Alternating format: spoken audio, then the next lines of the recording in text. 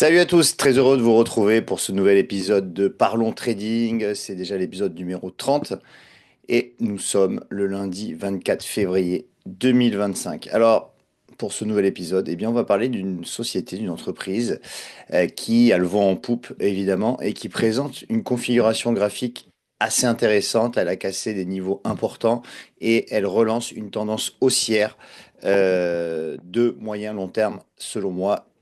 On va l'analyser ensemble. Alors, et donc cette société, c'est Alibaba.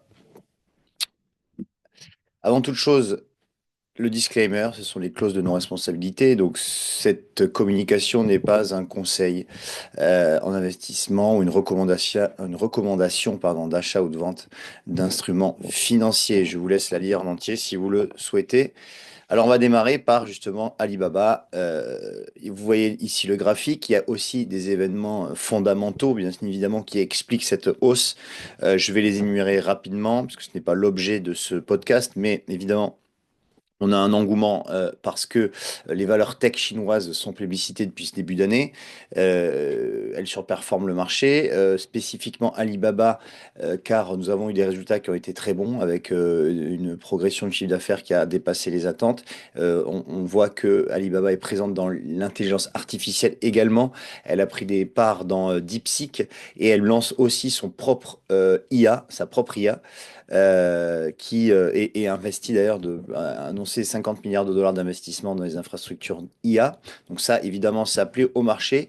Et aussi, un événement rassurant, c'est Jack Ma, son PDG et fondateur, qui a été vu proche de Xi Jinping, le président chinois, côte à côte, ce qui rassure les investisseurs, puisque Jack Ma avait été un petit peu introuvable pendant plusieurs mois, plusieurs années. Et maintenant, il est redevenu persona grata, j'ai envie de dire, en Chine. Et le gouvernement chinois, d'ailleurs, plébiscite la tech. Donc on voit qu'on a des événements convergents pour justement une reprise de la tech chinoise et notamment Alibaba. On va le voir tout de suite avec justement le graphique. Voilà, alors ça c'est le graphique long terme. Alors, pour l'instant, je n'ai rien tracé. Je vais tracer avec vous les supports et résistances sur du long terme parce que c'est comme ça que je procède à chaque fois. Donc, les supports, ils sont en vert. Je vais les mettre en vert et les résistances en rouge. Alors, regardez, comme par hasard, c'était donc on a touché donc à un petit moment en octobre 2022 le plus bas, quasiment un plus bas historique, hein, un plus bas qui datait de 2015. 58 dollars. Et derrière, on a eu cette longue phase de stabilisation, c'est-à-dire on avait, pour retracer l'historique, c'est-à-dire entre 2017 et 2020, hein, octobre 2020, c'est le plus haut historique. Je vais me le noter ici. Vous voyez, plus haut historique à 317 dollars. Et derrière, entre octobre 2020 et octobre 2022, on a une baisse, pardon, ininterrompue du titre et derrière une stabilisation. Et donc le cours s'est stabilisé, grosso modo, donc on va dire entre 60 dollars. Donc on avait ce niveau de support ici, hop, que je trace en vert comme j'ai expliqué. Et on n'a pas réussi à dépasser donc ce niveau de résistance qui se situe là, voilà, alors très net. Hein, c'est quand ça touche plusieurs points, donc c'est très net. Donc effectivement, là, on avait tenté en septembre 2024 de dépasser, hein, de lancer cette hausse et on avait buté juste sur 118, 120 dollars pour derrière repartir à la baisse. Et là, ce qui est intéressant, c'est que on a franchi de manière franche, si je puis dire, cette zone de résistance pour justement démarrer une accélération haussière, une phase haussière. Donc maintenant, on voit qu'on est dans cette phase haussière. Alors, effectivement, ça a beaucoup progressé sur du court terme, hein, puisque le titre progresse de 70% depuis le début de l'année, donc c'est quand même une forte hausse. Ceci étant, pour moi, c'est un démarrage, il faut le voir sur du moyen long terme, c'est-à-dire que c'est un démarrage ou c'est un retournement à la hausse du titre qui va durer. Alors maintenant, euh, quels vont être eh bien, les niveaux. Enfin, alors, évidemment, on pourrait revenir sur les plus hauts historiques hein, à 317 $, mais avant cela, il y a bien évidemment des étapes à franchir. Alors, première étape, eh bien, assez clair, on a eh bien cette zone de résistance, enfin cette zone et ce niveau de résistance à 180 179, 180 $, qui va constituer le premier niveau de résistance. Et ensuite, on va prendre tous les anciens sommets. Vous voyez, on trace les résistances avec des anciens sommets. Voilà, ici, ici et ici. Voilà. Vous avez donc vos résistances ici qui sont tracées. Maintenant, évidemment, alors, je vais un petit peu zoomer, hein. Là, je suis en graphique weekly, donc une barre correspond, enfin, une bougie correspond à une semaine. Maintenant, je vais mettre en daily. Alors, on voit qu'en daily, évidemment, eh bien, on a cette hausse assez fulgurante hein, depuis qui a démarré ben, il y a à peu près un mois, hein, fin janvier.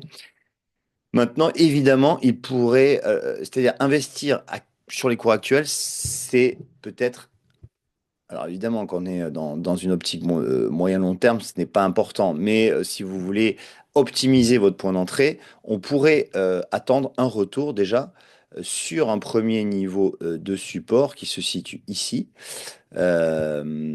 Voilà, ici, donc 131 euros, 131 $. Hein. Si ça revient sur 131 $, c'est un premier niveau d'achat.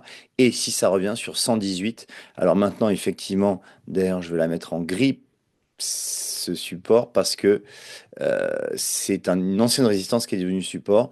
Donc, c'est le code couleur gris. Et maintenant, si on retourne sur 118, on va dire entre 118 et 120 $, c'est un niveau d'achat assez intéressant sur Alibaba pour ceux qui souhaitent entrer en position. Maintenant, effectivement, voilà, on est dans une phase d'accélération. Il peut y avoir des pullbacks. Quand on regarde un peu l'indice de force relative, parce que j'aime bien regarder cet indicateur pour voir un petit peu, voilà, on est un peu dans une zone de surachat, hein, puisque le RSI est à 88. Donc, on est vraiment dans une zone un peu de surachat. Donc, il se pourrait, hein, selon l'analyse technique, que eh bien, on est un petit pullback. Alors, on peut revenir vers 131, 118. Pourquoi pas un peu au-dessous, hein. Il y a aussi ce support-là, quand on regarde. Hein, c'est voilà, si on, c'est les anciennes résistances deviennent support à partir du moment où elles sont franchies, hein. Ça s'appelle le principe de polarité. Voilà, on pourrait même revenir vers 100 $. Alors, c'est vrai que ça fait un retour assez profond. Alors là, ça serait un strong buy hein, si on revient sur 100 $, mais moi je n'y crois pas vraiment. Je pense qu'on peut revenir sur 131, voire 118, mais pas beaucoup plus bas. Et ensuite, on peut viser, donc premier objectif, 179 $, 229, 274. Mais ça sera évidemment pas tout de suite, évidemment, ça prendra un peu de temps. Toujours est-il que voilà, je voulais vous partager ce chart de Alibaba, car selon moi, c'est le démarrage d'une tendance haussière, hein. C'est le retournement même d'une tendance baissière en tendance haussière, bien marquée. Donc, je voulais vous en faire part et pourquoi pas en profiter.